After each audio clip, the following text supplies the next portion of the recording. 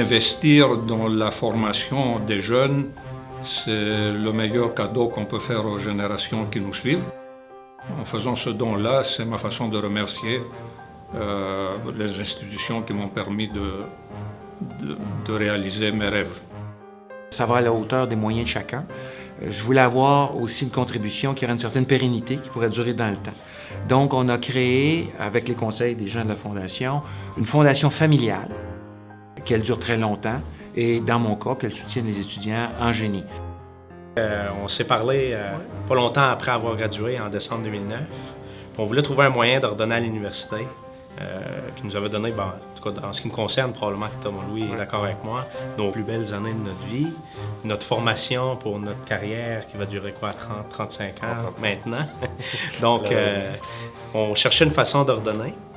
Puis, le fait de donner une bourse, on trouvait ça le fun. Ça fait chaud au cœur, puis ça te dit « Ah ouais, c'est vraiment bien, qu'est-ce qu'elle a fait », puis ça donne une petite tape dans le dos pour aider à continuer dans cette voie-là.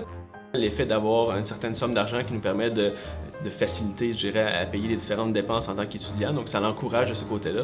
Mais il y a aussi l'aspect très symbolique du fait de savoir qu'il y a quelqu'un qui nous supporte en arrière et qui dit « Félicitations », la petite tape dans le dos en disant « Continue, je pense que tu as fait du bon travail ». Ça, c'est le deuxième aspect très important de recevoir une bourse. On donne l'exemple et puis, ma foi, on voit que ça se produit. On a vu aujourd'hui un de mes anciens étudiants qui est un businessman réussi aujourd'hui et qui a créé justement une bourse. De dire, on a été chanceux, on a été privilégiés, on était dans le petit pourcentage qui a eu accès à une éducation qui, somme toute, au Québec est peu coûteuse si on compare dans le monde, en Europe, aux États-Unis. Alors, je ne peux pas vraiment vous dire plus que j'ai ressenti le besoin de redonner à cette société qui, ultimement, m'a quand même bien traité, à cette école qui m'a bien enseigné. Je suis exposé de par mon travail à plusieurs autres universités, de par nos clients. Et souvent, dans d'autres milieux anglophones ou hors du Canada, c'est des cultures qui sont très encouragées de supporter son école. Je me suis dit, on n'en fait peut-être pas assez au Québec. Le geste philanthropique, il n'est pas pareil au niveau des universités francophones et anglophones. Donc, c'est quelque chose qui est très bien implanté au niveau anglophone, puis qui est probablement un manque au niveau des universités francophones. Puis nous, on ne voyait pas pourquoi on passerait à côté de cette chance-là de le faire. On est les premiers, mais je sais que moi, je connais beaucoup de personnes dans les autres promotions qui, parce qu'ils nous ont vu le faire, ont vu que ça se faisait. Ils ont comme réalisé que oui, ça se fait de redonner à celui qui m'a formé.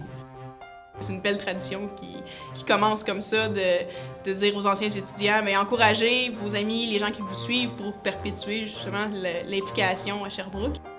Ça nous fait extrêmement plaisir. On redonne à notre université. On aide des étudiants qui en ont besoin pour une certaine partie. Donc, je trouve ça super. C'est certain que je vais redonner. Je pense qu'il y a beaucoup d'étudiants qui en profitent aujourd'hui, mais également, je sens que plus tard, ça va être à mon tour de redonner à l'université, redonner aux étudiants pour qu'eux soient encouragés, comme je le suis présentement, finalement, à poursuivre leurs rêves puis à toujours se dépasser.